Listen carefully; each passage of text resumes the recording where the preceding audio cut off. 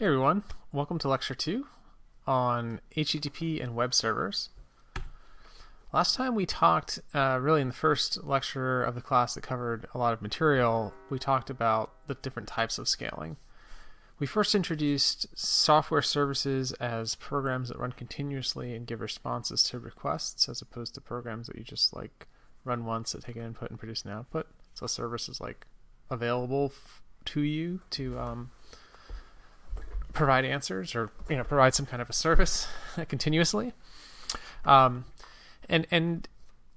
thinking about services, their scalability of a service is its ability to grow to handle a lot of users. So you start off with just a few users if you want to eventually be able to handle perhaps millions of simultaneous users, right? That's scalability. You want to perhaps start a company that has some software product that's online and social network or a online store or something, and eventually it grows. You want it to be able to grow to a huge size using the same code base, hopefully, or the same basic kind of technology. You want it to scale to a big size. And at a high level, there are two different approaches to scaling. They're useful in two different scenarios. Vertical scaling is the simplest kind of scaling that involves upgrading your machine to make your machine faster so that it can handle each request more quickly, or so that machine has maybe more CPU cores so that it can do more work in parallel on that one machine. That's called vertical scaling. That's the simplest and most efficient way, but there's a limit because there's only so fast and so big you can make a machine, before you need to use multiple machines. And when you use multiple machines to scale, that's called horizontal scaling. And that's really what this class is about. This whole class is about designing software systems, software services to be scalable. We're mostly going to be talking about horizontal scaling because vertical scaling is easy. Okay, assume you already know how to do that. Get out your credit card, just buy a bigger machine, right? The latest and greatest. But when you do that, when you horizontally scale and get more machines, add more than one machine to work together to solve a problem, it becomes difficult to coordinate a cluster of machines, and you need some kind of way to do that that allows you to write code that's the complexity of your code and the complexity of your system goes up dramatically when you move from one machine to multiple machines. And I'll spend the whole class talking about that. Okay, so that's just a sneak preview, but we need to do that if we want to reach global scale and have massive throughput, which is to say have a huge number of requests handled per second. Okay, so as a review, I want you to stop and think about how services are different than simple programs. Okay, so please hit pause and think about that. There are several different ways to answer that question. Well, basically it's about, the main things are that a service runs continuously, and it can handle multiple requests in parallel. In the theory of computation, a computer program, which we just kind of think about as a Turing machine in the most generic definition, takes a symbolic input and returns a symbolic output. And by symbolic, we mean it's like a string, right? String input, string output, and then it stops, right? And the amount of time it takes to run is the runtime complexity of the program, if we come up with a formula for that in the worst case scenario based on the size of the input. A computer service is similar in that it receives requests and returns responses, and those are symbolic usually because they generally are messages that arrive over the network that are kind of like strings in a sense of bits, or sometimes you can think about them as text. But what's different about a service is that it has to handle many concurrent, independent requests from different users, and so that's what we're dealing with here. Now, I'm going to present a basic strategy for you to, in practice, translate a program into a service, and also for you to think about how services are implemented on a machine. And that is to take a program and surround it by a web server framework, essentially, that does this translation from a program that takes one input and produces one output to a service that handles many of them in parallel. So here's the strategy. And it's illustrated by my little hand-drawn drawing on the right-hand side. So what we do is we take our program and we run many copies of it concurrently. So these boxes that say app are 4 copies of my program. We can run them concurrently because operating systems have the ability to run multiple processes or multiple threads of a process. And in order to get those programs to work together to handle to like implement a single service, so they're all kind of doing the same thing and handling the same like kinds of requests, the requests will arrive from the network, technically on a single socket. And those requests, when they come in, can be stored in a queue, right? First in, first out data structure. And the apps can all take turns whenever they're ready, pulling requests off the queue, handling them, and then giving their responses in the response queue. Right? The purpose of these queues is to act as a kind of coordination point for many different instances of a program that are running in parallel. Right? They all are getting their data from the same source, and they're all providing their responses to the same like output data structure. The reason why this coordination is needed is because they're all sharing the same like network connection, essentially, the same socket, the same, and also the same like physical hardware of a network device that's listening to requests. Okay, so this program, we're taking a program that takes a traditional program that takes an input and produces an output. That's the middle line of this code. This do work function, I'm assuming, is your program. Whatever it does, it takes some input, the request, and it produces a response. That's a given. But what we surround it with is a loop that requests that fetches a request from the queue. So that's this pop. It's a pop1 request off this request queue. This second app is the one we're showing how it works. So it sends the request to the queue returns a response, and it does some work to figure out what the text of the response is, and it pushes that response to the response queue. And that goes to the end of the queue, and then when it'll get sent out on the network whenever it has its turn. Right.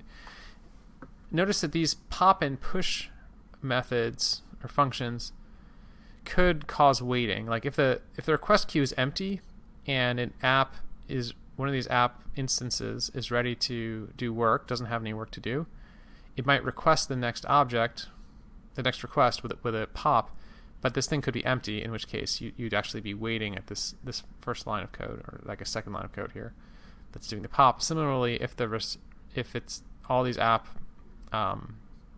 threads or processes are producing lots of responses, it could be this response queue is full, in which case when you call push, you would have to like wait to do that, or it would fail and you have to retry. And this happens in a loop. So these programs that are running, these 4 copies of the same program, are just repeatedly in an infinite loop popping requests off the request queue, processing them, producing a response, and then pushing that response in the response queue. Okay. It's very. I mean, this is just like a abstract overview of how it works. I mean, there's no code here really, except this, and this is just simple pseudocode. But that hopefully gives you a little bit of a mental model for how service software works. Now, this kind of approach gives us some concurrency. So we have the requests come in serially, because I mean, your network connection is going to be like physically a single channel. Like it could be a certain frequency band on a radio spectrum that your Wi-Fi is listening to, or it could be like a Ethernet cable that goes into your computer. So your requests come in one at a time. They're put in a queue, but then they're pulled off by multiple different threads of your application or processes of your application. And those can work in parallel, concurrently. This allows your service to make use of many CPU cores to do work in parallel. This design also is useful if your computer has only one CPU core, which was definitely true in the old days, and these days is still true if you're using a small virtual machine that is actually like a slice of a bigger machine, so it only has one CPU core that's dedicated to it. With just one CPU core, it's still helpful to have multiple threads if some of the threads have to block to do work. So blocking is the term that you'd hear in an operating systems class and learn in detail about in an operating systems class. When you have a process that does something, that tries to do something that can't finish immediately. So, for example, reading data from disk or writing data to a disk. So disk is like a device that, here's one, okay, is like plugged into your computer through a wire. So it's like really far away from your CPU, and it has to do work spinning if it's a magnetic disk, spinning the spindle to reach the right place where the write is going to happen. So that all takes a long time. So you send a request, and it'll be a long time before it is finished.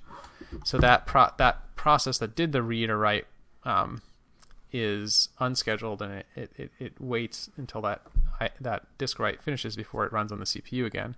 So instead of so that allows so you can have 4 different processes running on a computer with one CPU core, where those in some sense those 4 processes are actually running at the same time if they all are doing work that requires external devices to do stuff. So for example, you could have one process that's waiting for something to happen on the disk, another process is waiting for the network card to send something or receive something.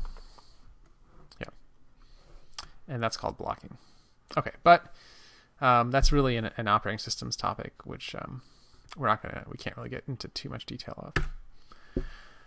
Okay, so in this lecture we're gonna be talking about web or HTTP servers. Those are synonymous. So HTTP is the protocol of the web. So we use this term web server or HTTP server kind of interchangeably.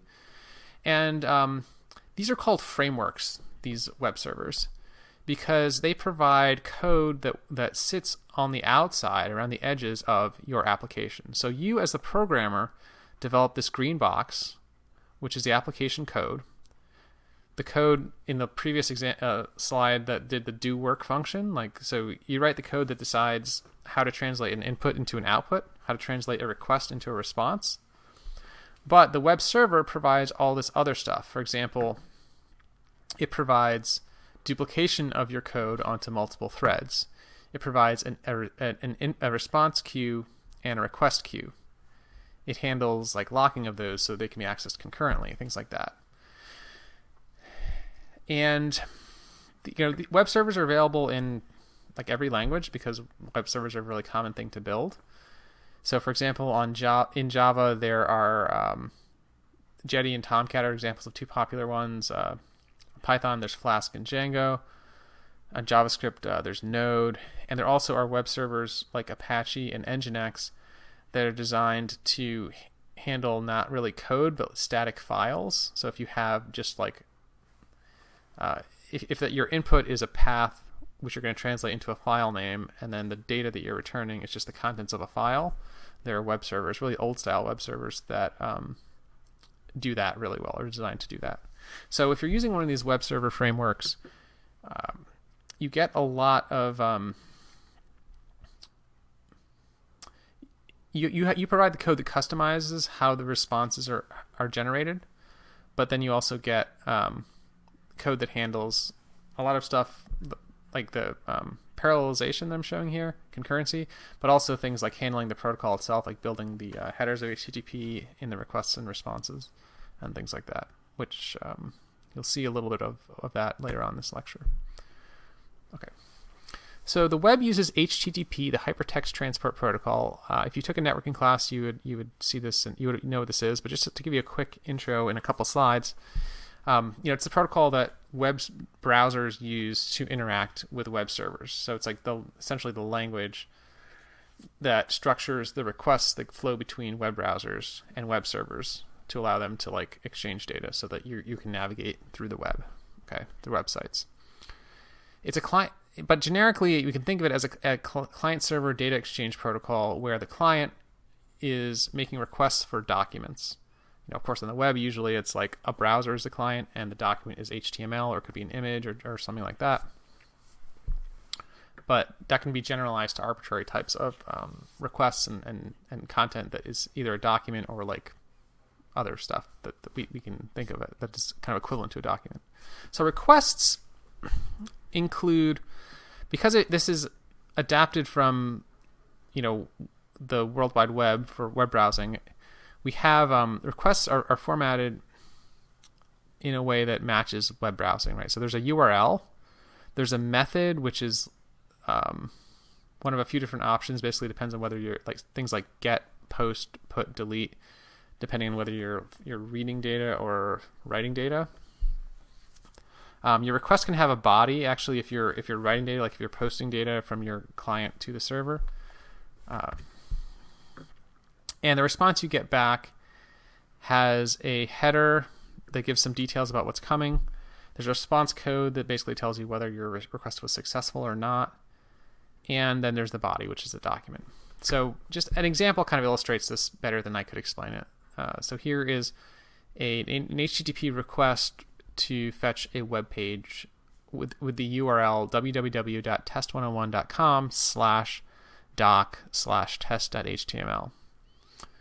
So the URL is split into two pieces. The second half of the URL is the path, and that's shown here in the first line. The first part of the URL is the host name, which is shown here in the first header.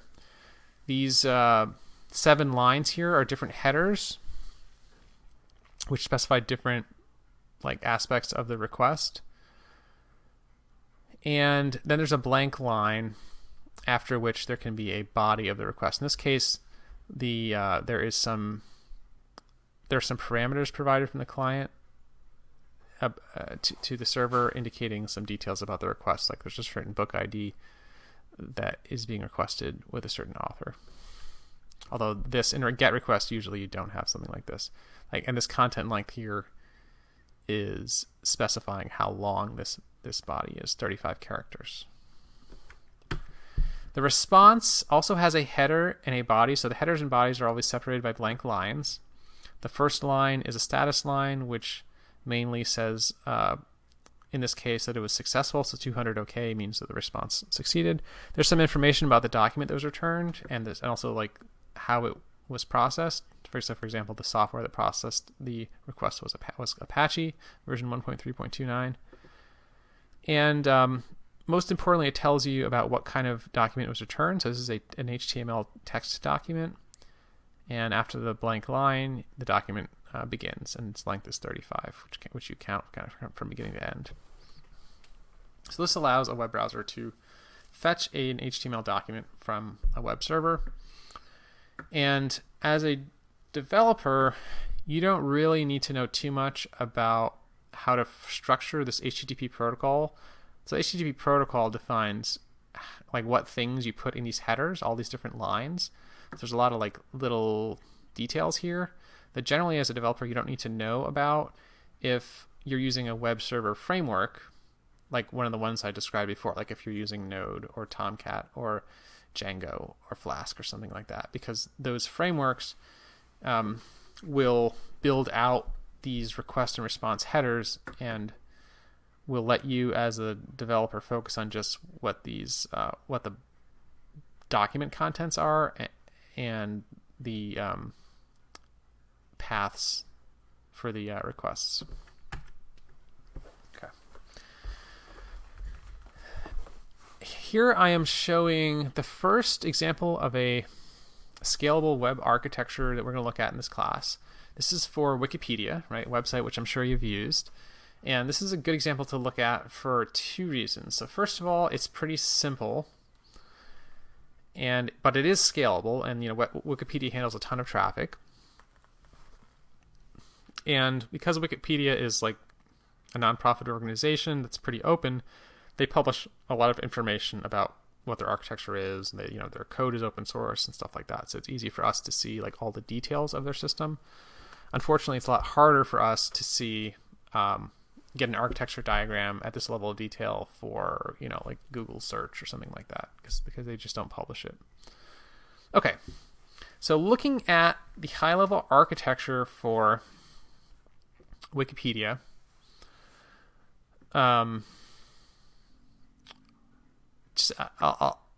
they have this application called MediaWiki, which is like their open source code base, which does the majority of the work. That turns out that runs in this blue area here on these Apaches, which we'll talk about in a second. So the code for Wikipedia is 70% PHP. That's for the backend code. And then there's 30% of it in JavaScript, which is running on the browser on the client. There also is a database, or a cluster of databases here. The particular database they use is called MariaDB, which is a fork of MySQL. So that's a popular choice. So this choice of PHP plus a MySQL variant on the back end is a very common design, and especially this kind of design was really popular. Has been around for like, I want to say like 20-ish years, maybe not 20, but like close to 20 years. Let me put it this way. 15 years ago, I was developing applications using this combination of PHP and MySQL database. Although, of course, the applications I was developing were not as sophisticated as MediaWiki. So by that time, I think it's been around about, certainly longer than that.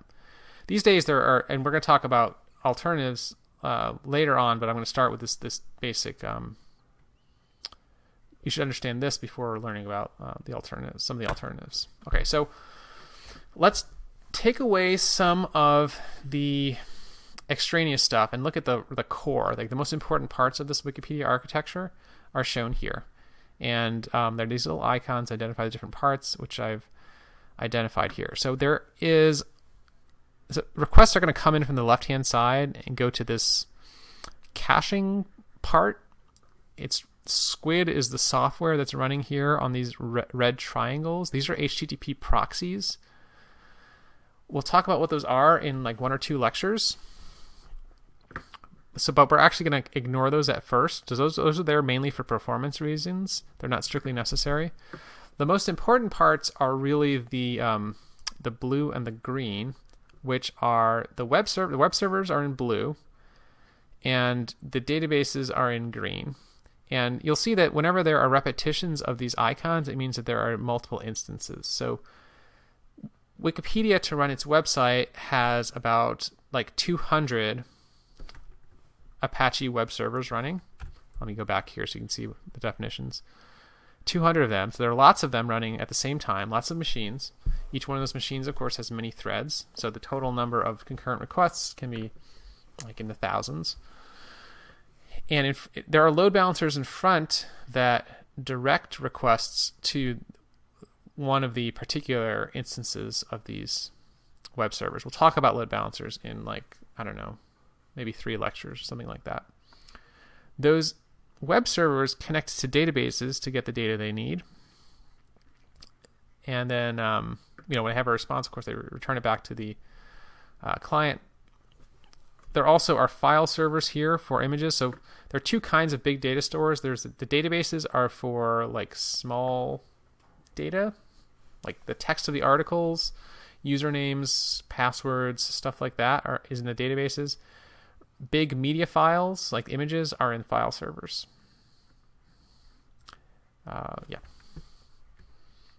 But conceptually, a file server is kind of like a type of database that's specialized for storing just a key and a value without indexing and stuff like that. We'll talk about that stuff later. All right, so here's the zoomed in view. Now notice that the interface, here I've labeled the interfaces, or I guess I haven't labeled, but Wikipedia has labeled between these different parts. So the web servers return HTML. The job of the web server is to generate HTML, and also some other like media files as well, like images, are also fed from the file servers through the web server back to the client. So the client, the browser is making requests using URLs, like it's navigating to different URLs. That somehow goes through a caching layer. We'll talk about that later, but ignore that for now.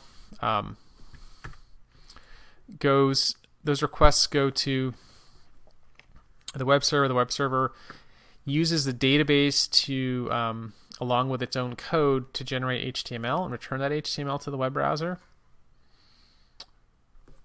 and it also sometimes uses these file servers to get images to return those.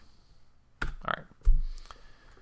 So like I said, MediaWiki is the Wikipedia application, and it's actually something that you can download and install on your own machine. So if you want to make a wiki that's not an encyclopedia, but like a Wikipedia about your favorite hobby or whatever, you're free to do that. You can download the MediaWiki application and set up a SQL database and set up an Apache web server and load that code on there, and run something similar to what Wikipedia has, but with like probably one machine instead of the hundreds of machines that Wikipedia has. All right, so for this MediaWiki application, the input is an HTTP request from a browser. So for example, a user might type into their browser wikipedia.org/wiki/mbioptera. This is a particular article in the encyclopedia. That the browser translates that into an HTTP GET request and sends that to Wikipedia. Wikipedia has to generate an HTML document that it'll send back and be understood by the browser. So HTML is just a language for specifying documents that are rendered in a browser. So it's a way it's a language for specifying textual, graphical, clickable documents that we're all familiar with, right?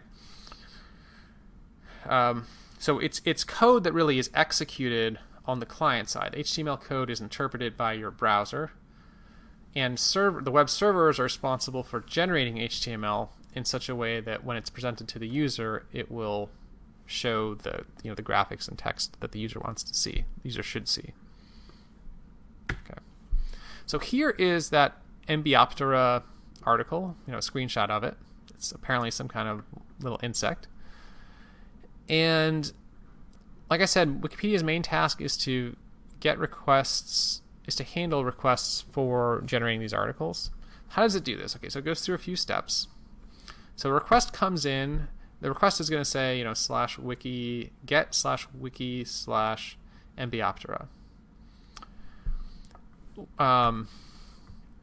When the MediaWiki application gets that, so it looks at the URL, it figures out from the URL, in the second half there's the name of the article. It checks its database to get the text of the article that corresponds to that article name, or technically article slug, which is a name for like a URL string that is like has the characters that work in a URL. Sometimes you have to translate from special characters into characters that work in a URL. What's stored in the database is actually wiki text, which is a particular language that I think MediaWiki with the Wikipedia invented for its authors to write articles. So that wiki text has to be translated into HTML.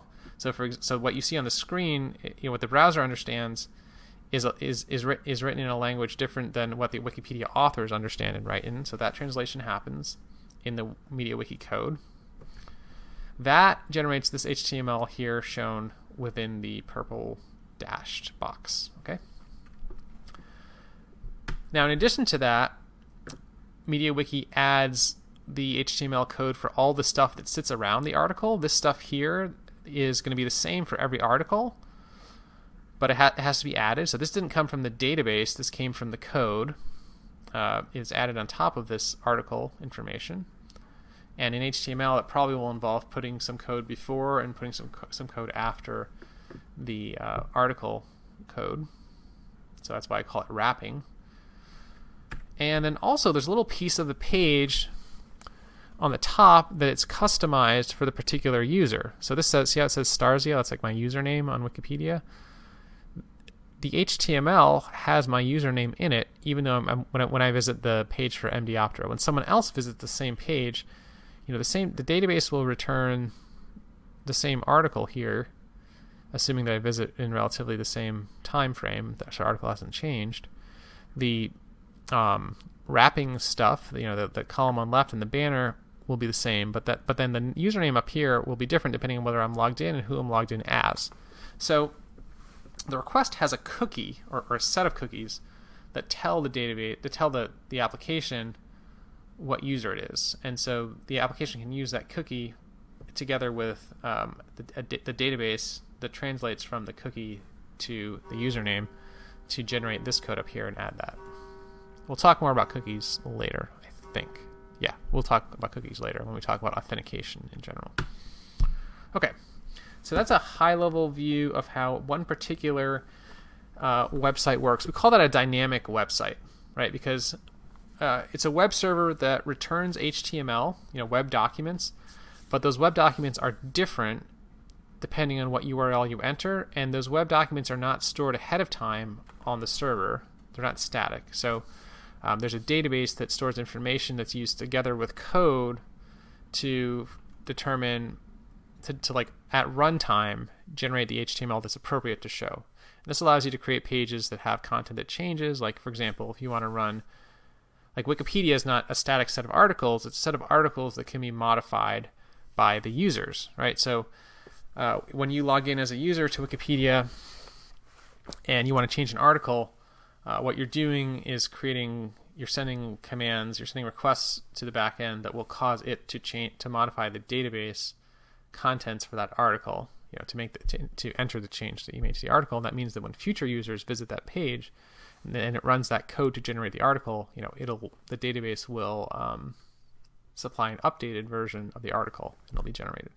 So here I have 6 different web pages I'm going to walk you through as other examples of dynamic web pages using different web servers. Okay, so first I have my homepage. Okay, so narcissistically, I'm showing you my homepage. But this is just an example of a simple website that originally was developed in like the 2007-ish timeframe. So it's kind of like old style, again, using PHP and the Apache web server. So this is what it looks like. You can go to inspect it, and you see the HTML for it. Of course, it's like collapsed. There's more to it. I guess another way is to view source.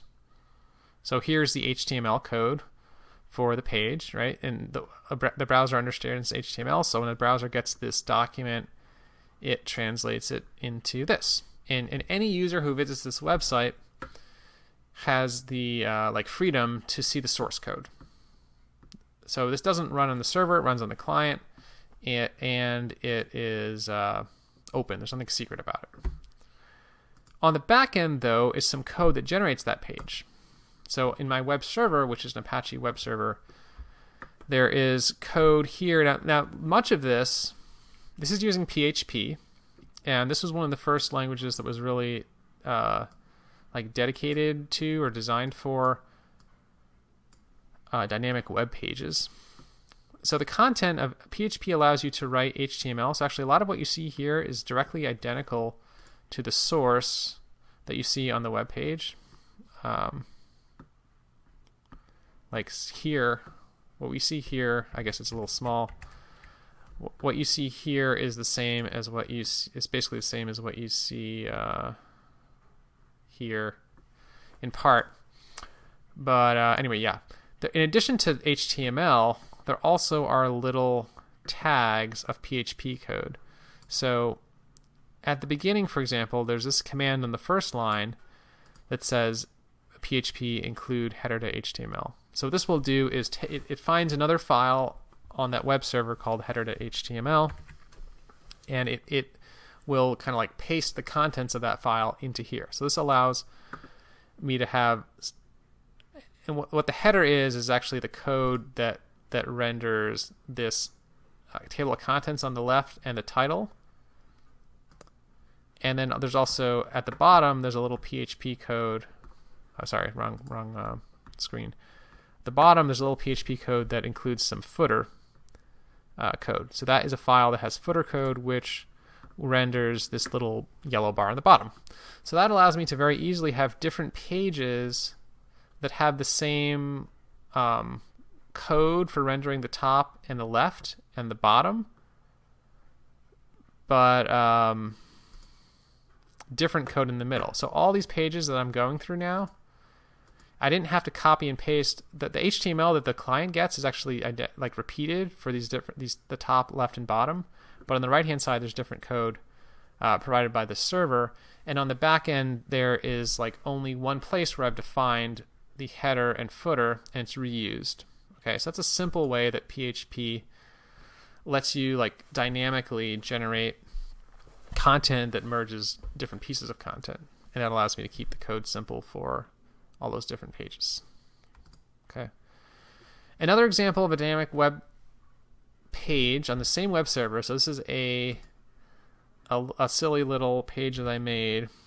This is intentionally written in the style of the 1990s World Wide Web, including marquee, which probably is something you've never you wouldn't see on a real website these days, with these little flashy features like animated GIFs and stuff.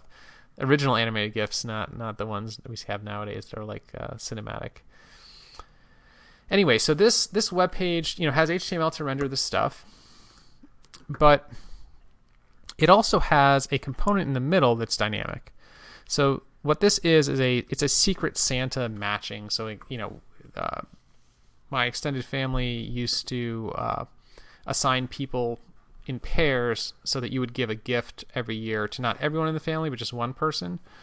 And so this does this. Every time you load this page, it actually has a different assignment of people. So see that? So Ben is assigned to Andy, but next time I load the page, Ben's assigned to Helen. So there's code that does a random matching of people and then prints that out. You can see that code here.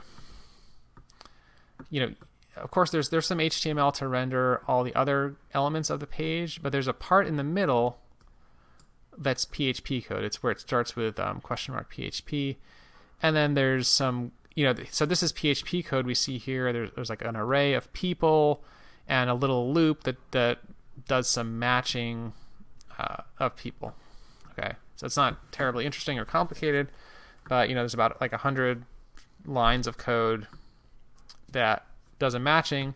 And then you see down here in line 98 through 102, there's some printing. And what it's printing, it's kind of interesting. What you see in yellow, let me make it a little bigger. What you see in yellow is the PHP code is printing strings which are HTML code. Okay, so it's printing first the beginning of a table, and then in a loop, it is printing out this HTML code which shows a row in a table where it prints a name and then an arrow in text and then another name that the person was assigned to, and it finishes that. So this in a loop prints out HTML code. So you have code that prints out HTML, PHP code that prints out HTML code, and that is and that fits into a larger document of HTML. So here on line 111 is where we stop using PHP and go back to HTML. Okay, so that's how another example of a dynamic web page in PHP. Okay. Yet another example, a little more serious, is this page here was for one of my PhD research projects where I wanted to create an online experiment basically for users to visit and listen to different sound files and to see whether they could match them up. So if you click this here, it plays a sound that's a recording in a room, and then it shows you 4 other rooms that have recordings, and you listen to them, and you click after listening, you say like, oh wait, you try to determine which one which one matches the original. So if you listen to this first one and then you listen to number 2 and you think that matches, you click that 2 and it tells you whether you were right or wrong. So 2 happens to be the right answer. This is the Tech Auditorium at Northwestern. The other ones are wrong. And it turns out that actually, and these were not 2 identical recordings. These were recordings taken at different times. And so this research I did showed that you can actually pretty accurately, by listening, kind of recognize where you are when you're presented with a few different possible alternatives, which are different rooms, the ambient sound in those rooms. Anyway, so this page, like the Christmas page I showed you, can be reloaded, and each time you reload it, it gives you a different quiz, a different challenge.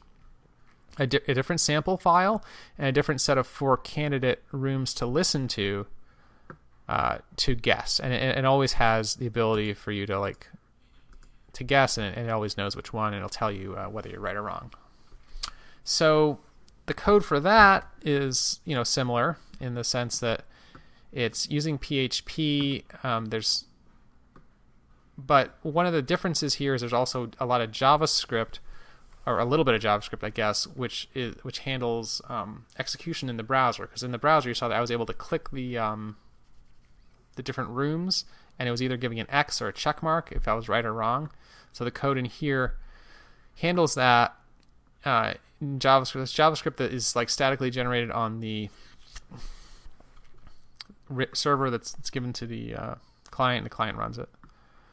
But there's a part of this code in the middle where there's PHP where it randomly picks out. There are 33 different rooms. There are 4 of them that are shown. It randomly picks some and shows them. And again, you see that there's this printing, this dynamic printing of HTML based on the results of a random draw, and it fills in different variables as it prints that out, and that's what generates the page. Okay. Now, again, I'm showing you this stuff not because I expect you to understand all this code, but I just want you to understand conceptually what the different parts are of the system and the different layers of coding that are happening. There's the HTML, there's the JavaScript. In this case, there's the PHP as well, working in 3 different layers. Another example of the same kind of thing is, so this page here is a very simple dynamic page on the nonprofit organization that I run, the National Gun Violence Memorial.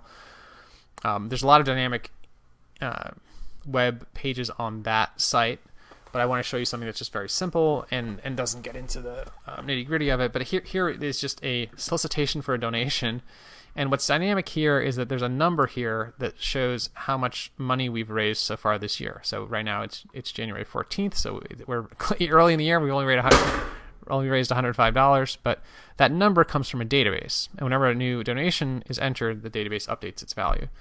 So here, the code for this though is a little bit is different because it's written in Java. It's using JSP. So the same basic idea applies, where we have a mixture of HTML as well as code in some backend language. In this case, the backend language is different. It's PHP and Java. It's Java instead of PHP. And so here we have, but that's interspersed with HTML. So what I'm highlighted here is an example of a little snippet of Java code.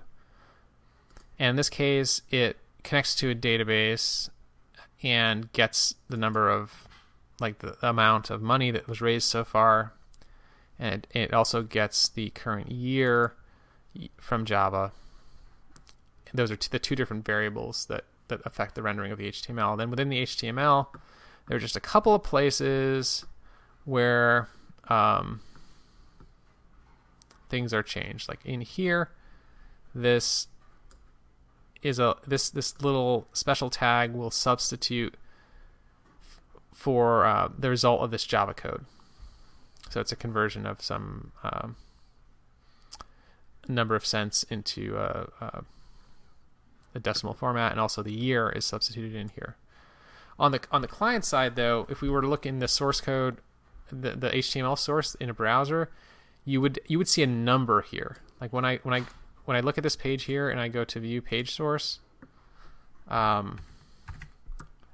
I actually see the number 105 and I see the number 2021. Those were dynamically generated on the back end. On the front end, I can't tell that they were dynamically generated. I just see numbers. I just see HTML code along with everything else. Okay. Another example that's a little bit more dynamic on that same a National Gun Violence Memorial page is the sitemap. So the sitemap it's a feature of a website that is used by search engines to know what pages should be available for search, basically. And so there's a long list. Some of these are just different pages that have the hard-coded URLs, like the different states and the different categories of gun violence victims. But then there also are a lot of things that are dynamic, like the different cities are all dynamically generated. So every state has a list of cities that have custom pages for it. And so this is a really long page. There also are, and those city names come from a database. All right, so this is dynamically generated. The code, there's another variation of that with different query parents. So the URL is a little bit different this time. I don't know if you can see that. Now I can see all the pages for gun violence victims in 2020. So this is a long list of about like 10,000 pages. This isn't stored anywhere. This list isn't stored anywhere except that there's a database that stores information about gun violence victims, and it's from that all these different URLs are generated. And as those are added each day, the result you get from this page would be updated. Okay. The code for that is actually, in this case, the code is like pure backend code. There's no HTML code per se. So instead of using JSP, this is like pure Java. It's a web servlet. So here you see that I'm defining that this is the code that handles a particular path /sitemap.txt. And there's Java code that gets some input parameters, and it does some printing to print out the results. So at first, there's some like hard-coded URLs, but then there's some loops that, for example, print out all the different states, that print out all the different cities, and also that print out all the different pages for the gun violence victims. Print out their name and the date that they were killed. Okay, so that's a little bit of code. There's no HTML here except because actually the document. Notice the document it produces is a text file, not an HTML file.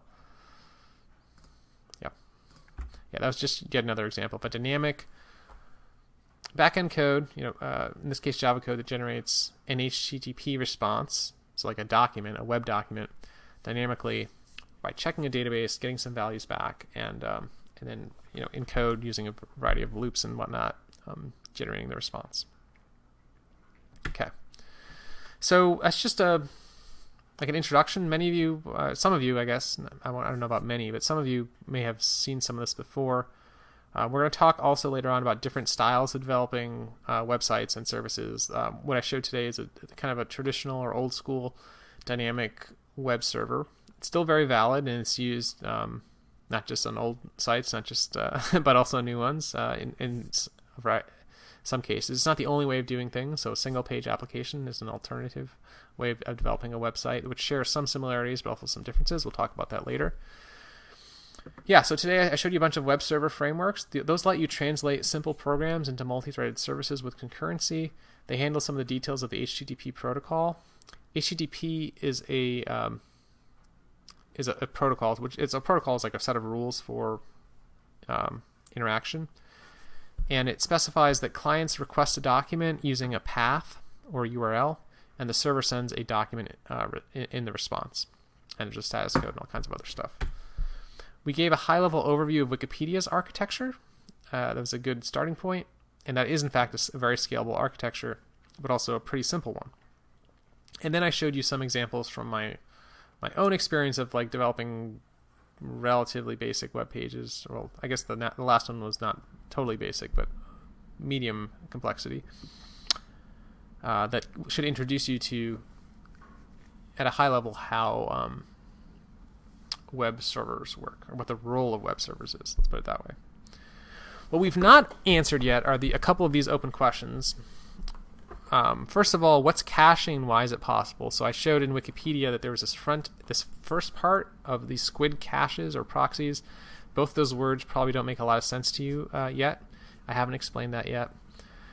And also we mentioned databases, that we were going there to get like articles or other information that's used to build responses, to build web pages for customers, for clients.